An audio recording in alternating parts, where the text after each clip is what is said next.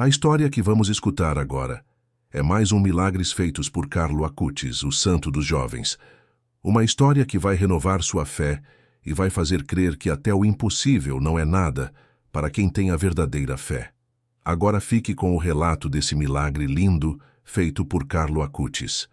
Passaram-se 18 anos, e ainda assim, há noites em que ainda acordo com o olhar dele impresso na memória. Não é uma lembrança que me atormenta, que fique claro. É mais como uma presença doce que me acompanha, que me lembra por que escolhi esta profissão e, sobretudo, o que significa de verdade ter fé. Meu nome é Sofia Bernardini, tenho 54 anos e sou enfermeira há mais de 30. Vi nascer centenas de bebês. Assisti idosos em seus últimos suspiros. Segurei mãos trêmulas durante quimioterapias intermináveis. Eu achava que já tinha visto de tudo, que tinha me endurecido o suficiente para não me deixar sobrepujar pela dor alheia. Mas então ele chegou, em outubro de 2006, e tudo mudou. Por anos guardei esta história dentro de mim como um segredo precioso. Não porque me tivessem pedido para calar, mas porque algumas experiências são tão íntimas, tão sagradas, que falar delas parece quase profaná-las. Mas agora, depois da beatificação, depois de ver milhões de pessoas no mundo inteiro descobrirem Carlo Acutis, sinto que chegou o momento de contar o que vi, não os fatos que todos conhecem. Esses vocês encontram em qualquer lugar. Quero contar o que eu vivi, o que vi com meus olhos em suas últimas horas, aquelas coisas que só quem estava ali, naquele quarto de hospital, pode testemunhar. Era uma manhã de terça-feira de outubro, quando comecei meu plantão no setor de oncologia pediátrica do Hospital San Gerardo, em Monza. O céu estava cinzento. Lembro de um daqueles dias outonais em que parece que a luz nunca consegue, de fato, abrir caminho entre as nuvens.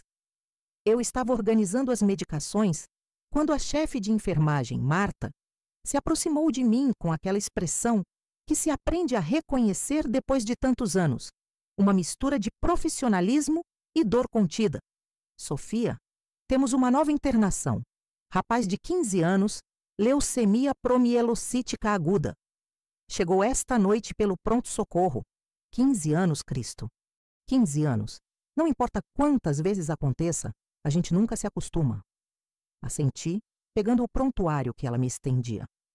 Carlo Acutis, nascido em 3 de maio de 1991, em Londres, residente em Milão. Diagnóstico: leucemia promielocítica aguda, forma M3, uma das mais agressivas. Meu coração se apertou enquanto eu lia os parâmetros. A situação já estava comprometida. A família? Perguntei. Os pais estão com ele. A mãe não saiu do lado do leito a noite inteira. O pai vai e vem. Tenta se manter forte, mas dá para ver que está destruído. Eu conhecia bem aquela dinâmica. As mães que se ancoram à cama, como se a simples presença delas pudesse manter os filhos vivos. Os pais que se movimentam, procuram médicos, fazem telefonemas. Precisam sentir que estão fazendo algo, qualquer coisa, para não afundar na impotência. Respirei fundo e me dirigi ao quarto 104. Nada realmente prepara você para entrar num quarto onde um adolescente está lutando pela vida. Eu sempre bato, mesmo sendo a enfermeira, mesmo que aquele quarto seja tecnicamente meu local de trabalho. Parece o mínimo de respeito por quem está vivendo o momento mais difícil da própria existência. Entre! Ouvi uma voz feminina quebrada pelo cansaço.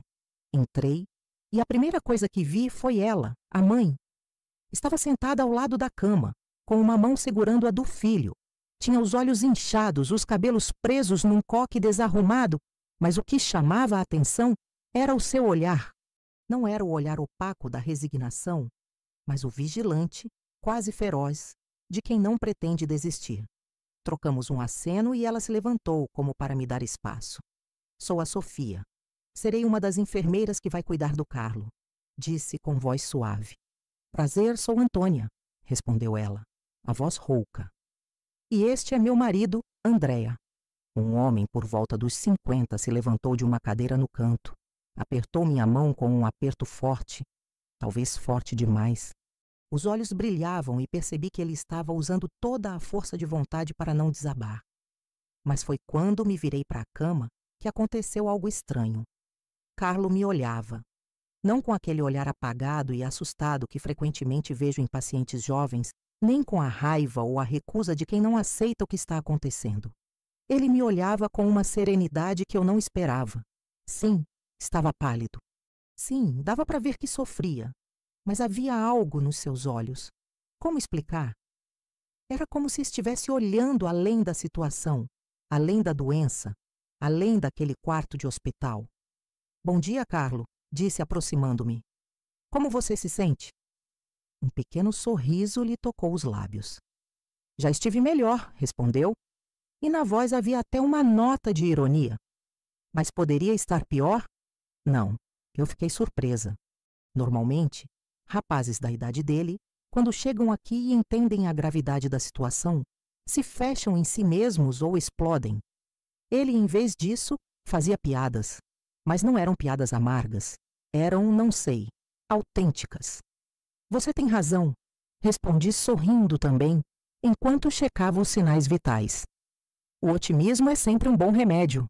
Não é otimismo, disse Carlo. E o tom dele ficou mais sério, mas não triste. É só que, bem, existem coisas mais importantes do que como eu me sinto agora, não? Olhei para ele perplexa. Mais importantes. Ele estava lutando contra uma leucemia agressiva e achava que havia coisas mais importantes. A mãe interveio, acariciando-lhe os cabelos. Carlo, querido, agora você precisa se concentrar em você, em descansar. Eu estou descansando, mãe, respondeu com doçura. Depois olhou para mim. Sofia, é verdade que aqui no hospital tem uma capela? Sim, no térreo. Por quê?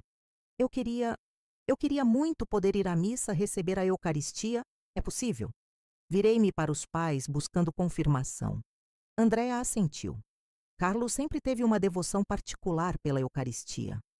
Ele chegou a criar um site para catalogar todos os milagres eucarísticos do mundo. Aos 15 anos, perguntei incrédula. Sempre foi assim, disse Antônia. E nos olhos lia-se uma mistura de orgulho e dilaceramento. Desde os 7 anos frequenta a missa diária. A Eucaristia é o centro da vida dele. Olhei para Carlo, que havia fechado os olhos, mas sorria de leve, como se estivesse lembrando de algo bonito. Naquele momento, eu ainda não entendia a importância daquelas palavras.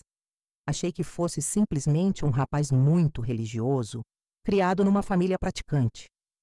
Não imaginava que aquela devoção se tornaria a chave para compreender tudo o que eu veria nos dias seguintes. Vou falar com os médicos, prometi. Vamos ver o que é possível fazer. Nos dias que se seguiram, entrei e saí daquele quarto dezenas de vezes. Checar os parâmetros, administrar medicação, trocar o soro, ajeitar os travesseiros, todas aquelas pequenas ações que viram rotina, mas que com Carlo sempre ganhavam um tom diferente. Toda vez que eu entrava, ele me recebia com um sorriso. Não importava se havia acabado de passar por uma sessão particularmente difícil, não importava se a dor era forte. Ele sempre encontrava um jeito de sorrir para mim, de perguntar como estava indo o meu dia. Então, Sofia, como foi amanhã? Me perguntava. Eu é que devia te perguntar isso, eu respondia com frequência. Mas eu estou aqui, não faço nada interessante. Você é que circula o hospital todo, vê tanta gente. Vai, me conta. E assim eu me via contando pequenos episódios do dia para aquele rapaz que tinha problemas muito maiores que os meus. Eu falava da dona Giulia, do 3º andar, que continuava fugindo do quarto para ir fumar. Do pequeno Tommaso, de 6 anos, que tinha desenhado um super-herói derrotando o vilão Câncer. De como a máquina automática de café tinha travado justamente quando eu estava desesperada por cafeína. Carlo ria, fazia perguntas, parecia genuinamente interessado. E a dona Júlia, vocês pegaram ela? E o Tommaso, como está hoje? Você resolveu o problema do café? Uma tarde, enquanto eu ajustava o soro, perguntei. Mas você não se impedia aqui? Quero dizer, você é um adolescente. Não gostaria de ter seu computador, videogames, televisão?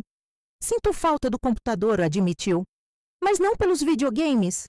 Eu o usava principalmente para trabalhar no site dos milagres eucarísticos. Ainda tinha muitos casos para documentar. Fez uma pausa. Mas sabe, Sofia, talvez seja até justo assim. Talvez agora eu precise me concentrar em outra coisa. Em quê? Ele me olhou com aqueles olhos incrivelmente lúcidos para um rapaz da idade dele. Em oferecer, em dar um sentido ao que está acontecendo. Não entendi de imediato o que ele queria dizer. Perguntei. Veja, começou. E na sua voz transparecia uma maturidade que você não espera de um garoto de 15 anos. Eu acredito que nada é por acaso, nem isto. Não estou dizendo que Deus me mandou a leucemia. Não funciona assim. Mas agora que ela existe, agora que estou aqui, posso escolher o que fazer disso. Posso me revoltar, ficar com raiva, me desesperar, ou posso oferecer este sofrimento por algo maior. Oferecer a quem? Por quê? Pelo Papa, pela Igreja, por todos os que sofrem mais do que eu. Fiquei em silêncio, a seringa suspensa no ar. Mais do que ele? Quem poderia estar sofrendo mais do que um adolescente com uma leucemia fulminante? Como se tivesse lido meus pensamentos, ele acrescentou. Pelo menos eu sei para onde estou indo, Sofia. Sei que aconteça o que acontecer, Jesus me espera. Mas pense em quantas pessoas sofrem sem ter essa certeza. Pense nos que morrem sem esperança, no desespero. Isso sim é terrível. Saí daquele quarto com lágrimas nos olhos. E não era a primeira vez. Mas não eram lágrimas de pena. Eram lágrimas de, como dizer, vergonha, admiração. Aquele rapaz estava me dando lições de vida enquanto lutava contra a morte. Na quinta-feira à noite, lembro que era quinta porque nesse dia eu fazia o plantão mais longo. Carlo teve uma crise particularmente forte. A dor era intensa. Eu via que ele cerrava os dentes para não gritar. A mãe tinha saído um instante, convencida pelo pai a ir comer alguma coisa, e eu fiquei com ele. Eu estava administrando analgésicos mais fortes quando o ouvi murmurar algo. Carlo, o que você disse? Salve, ó rainha, repetiu mais forte dessa vez. Ele estava rezando a salve rainha. Com aquela dor ele rezava. Sentei ao lado da cama segurando sua mão. Não sei por que fiz isso. Não era estritamente profissional, mas naquele momento eu sentia que era a coisa certa a fazer. Ele terminou a oração, abriu os olhos e sorriu para mim. Desculpa, te assustei? Não, você estava rezando. É a única coisa que realmente me ajuda, disse. Os remédios são bons, não me entenda mal, mas a oração te leva a outro lugar. Faz você entender que a dor não tem a última palavra. Você é muito corajoso, Carlo. Ele balançou a cabeça. Não, Sofia, eu não sou corajoso. Tenho medo como você, mas também tenho fé. E a fé não elimina o medo, ela o atravessa. Essas palavras ficaram gravadas em mim. A fé atravessa o medo, não o elimina, atravessa. Que profundidade para um adolescente. Na sexta-feira, conseguimos finalmente organizar para que um sacerdote viesse trazer-lhe a comunhão. Lembro que Carlo, apesar de debilitado, quis sentar-se na cama, quis se preparar com cuidado para aquele momento. Pediu à mãe que o ajudasse a arrumar o cabelo, que se certificasse de que estava apresentável. Quando o sacerdote chegou, o padre Marco, um jovem da paróquia próxima, a expressão de Carlo mudou completamente. Ele já não era um rapaz doente numa cama de hospital. Era... como explicar? Era como se iluminasse por dentro. Eu tinha ficado num canto do quarto, respeitosa daquele momento tão íntimo, mas podia ver tudo. Eu podia ver como Carlo, com as mãos postas e os olhos fechados, esperava a Eucaristia com uma devoção que me comoveu até as lágrimas. Quando recebeu a hóstia, houve em seu rosto uma expressão de tamanha alegria, de tamanha paz, que pareceu por um instante que ele nem estivesse doente. Depois que o padre Marco foi embora, Carlo ficou em silêncio por um tempo, os olhos fechados, um leve sorriso nos lábios. Sua mãe me olhou e, nos olhos dela, vi que também tinha entendido. Para o filho, Aquilo não era apenas um rito religioso, era realmente um encontro. Mãe, disse Carlo depois de um tempo abrindo os olhos.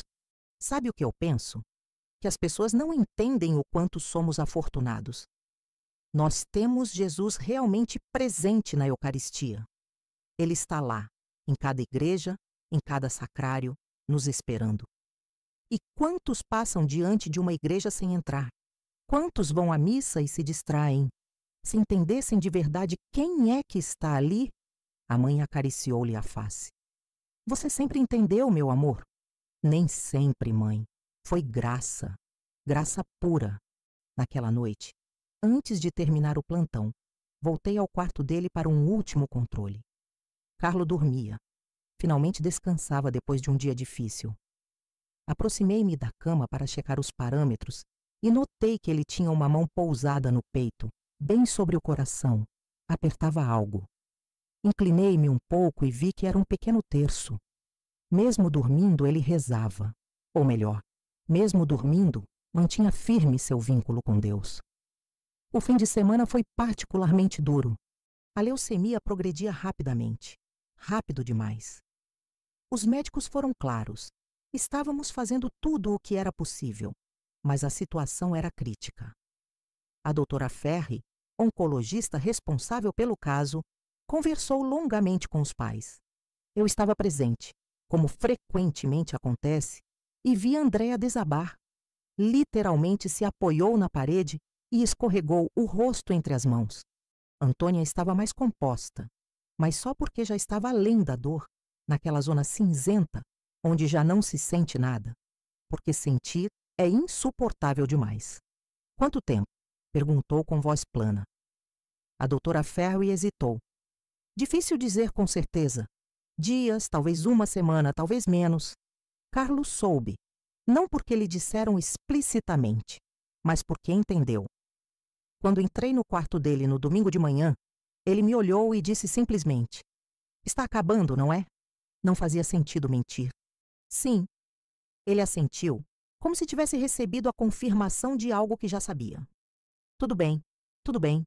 Não consegui conter a surpresa na voz. Tudo bem? Eu tive uma vida lindíssima, Sofia. Breve, mas lindíssima. Eu conheci Jesus, tive pais maravilhosos, fiz o que amava e agora? Agora vou encontrá-lo de verdade. Você não tem medo? Ele pensou por um momento. Da morte em si, um pouco sim.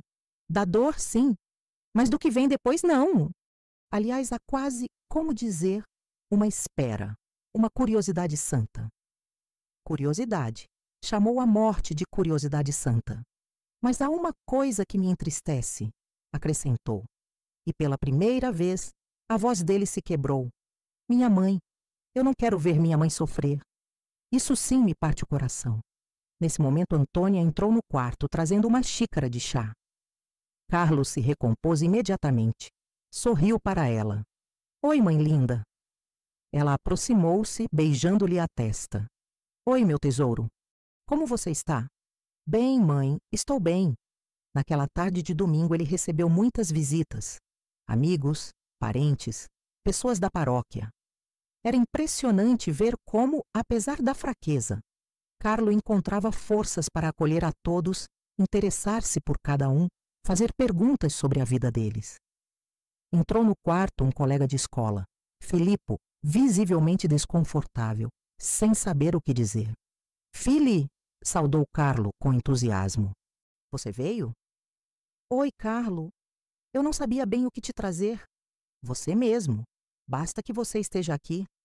Me conta, como vai a escola? Você ainda está com problemas em matemática?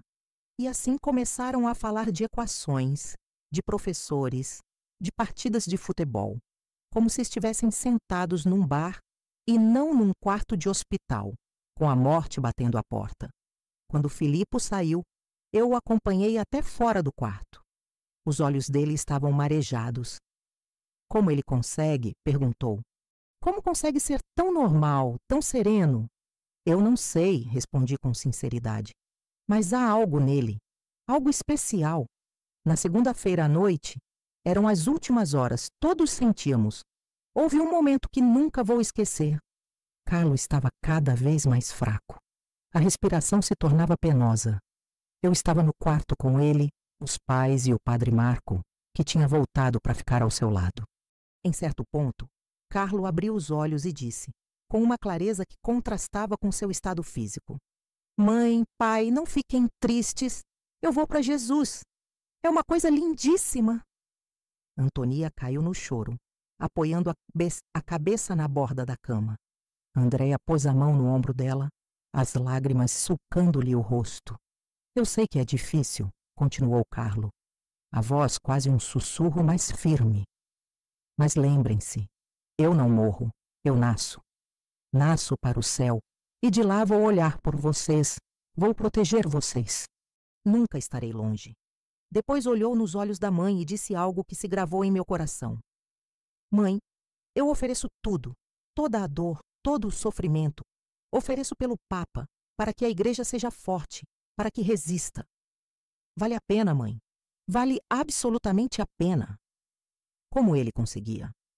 Como, à beira da morte, conseguia pensar na Igreja, no Papa, nos outros? Eu estava ali, presente, vendo com meus próprios olhos. E ainda assim custava-na acreditar. O padre Marco aproximou-se e disse: Carlo, você está pronto para a unção dos enfermos?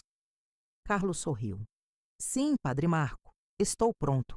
Assistir àquela unção foi como ser testemunha de algo sagrado, antigo, eterno.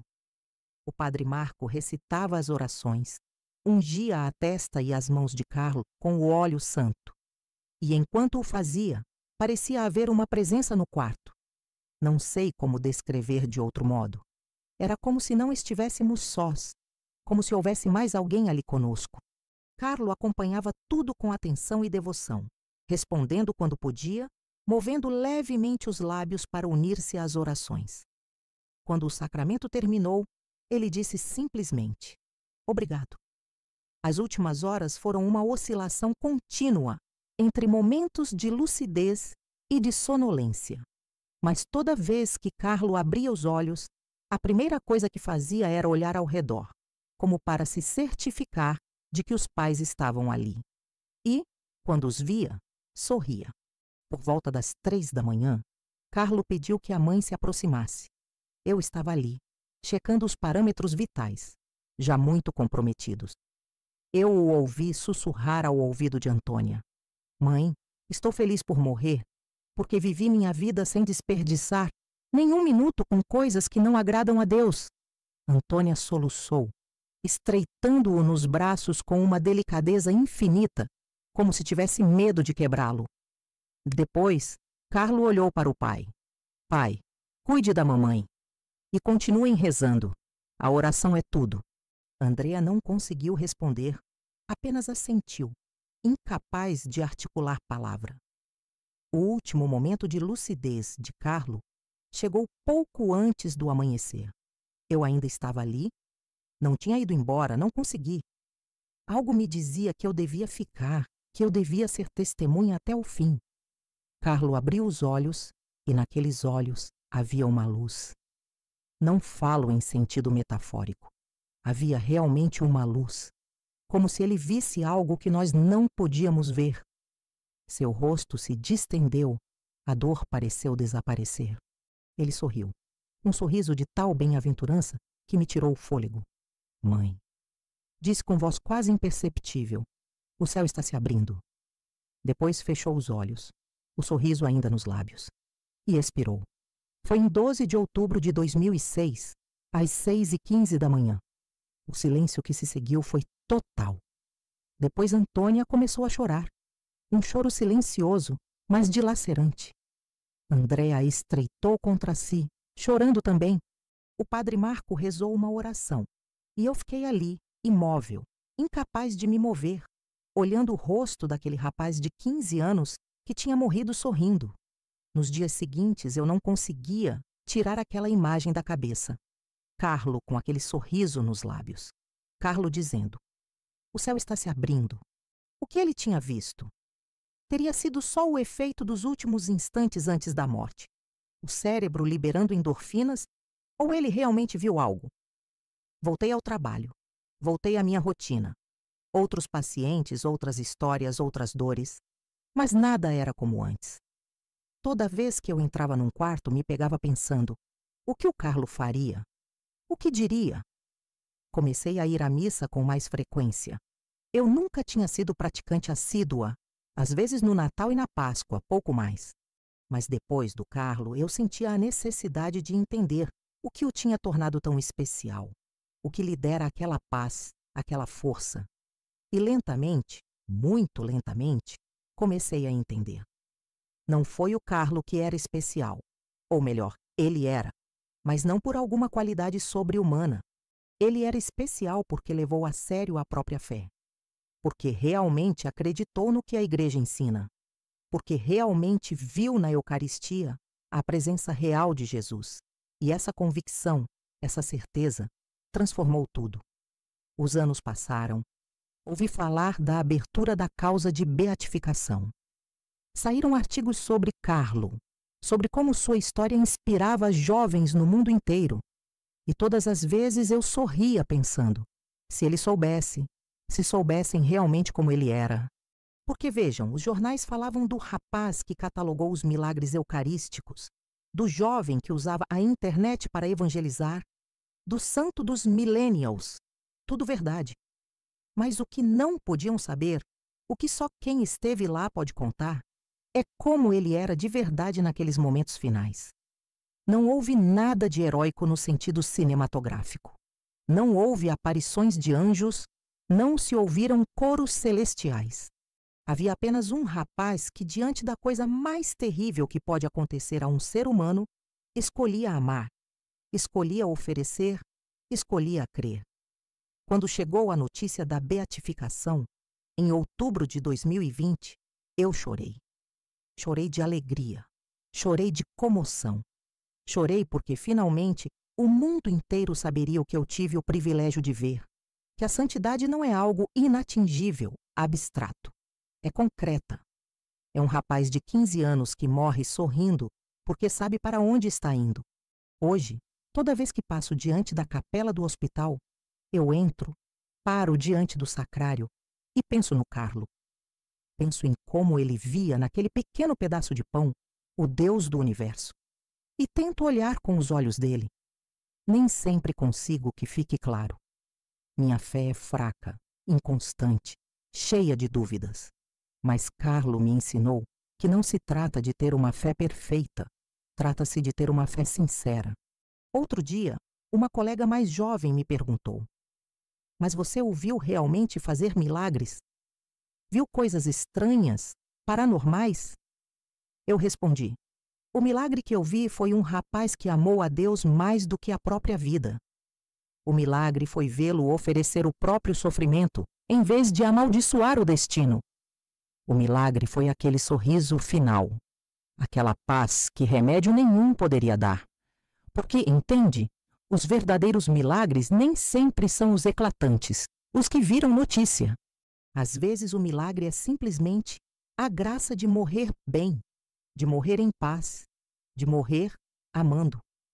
Guardei esta história por 18 anos. Protegi-a, mantive-a junto ao coração como o tesouro mais precioso.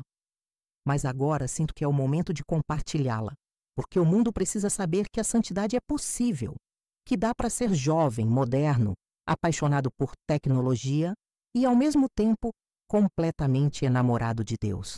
Carlo Acutis me ensinou naqueles poucos dias mais do que eu tinha aprendido em 30 anos de profissão. Ensinou-me que o sofrimento pode ter sentido se o oferecermos. Ensinou-me que a Eucaristia não é um símbolo, mas uma presença. Ensinou-me que se pode morrer aos 15 anos e deixar um legado eterno. Todo 12 de outubro, no dia da sua morte, acendo uma vela. Não na capela do hospital, mas na minha casa.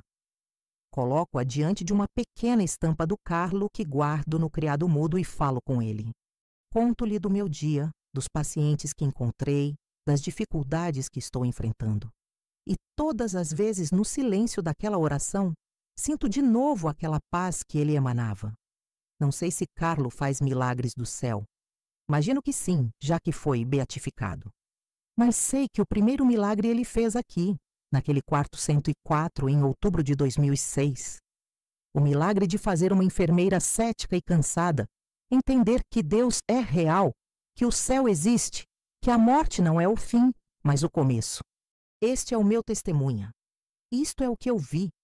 E afirmo com toda a certeza de quem estava lá, de quem segurou a mão daquele rapaz, de quem viu seus últimos momentos.